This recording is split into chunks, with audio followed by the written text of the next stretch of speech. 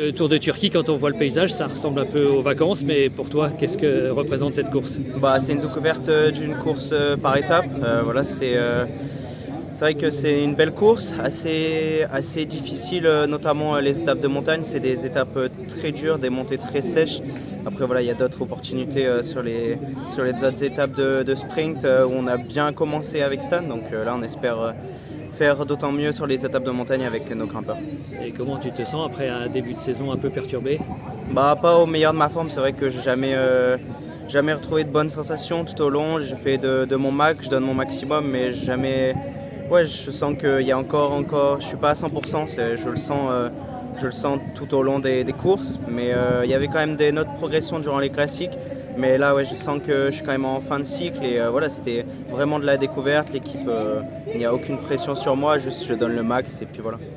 Et tu es aussi le coureur qui était champion de France junior avec un coéquipier un peu particulier, Paul Sexas, Ouais, c'est ça. qui t'aidait à gagner. Est-ce que tu peux nous rappeler cette histoire? Ce jour-là, il m'a laissé la victoire, on peut dire, parce que voilà, tout le monde savait que c'était l'ultra favori et moi je me suis servi de ça pour gagner.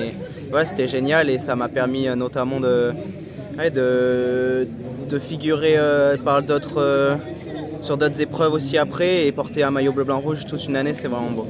Donc quand tu le vois performer comme là sur les classiques ardennaises, qu'est-ce que tu ressens? Je suis vraiment content pour lui, fier de lui parce que voilà, c'est un ami à moi et voilà, c'est mérité avec tout le travail qu'il fait et tout le travail sérieux qu'il fait.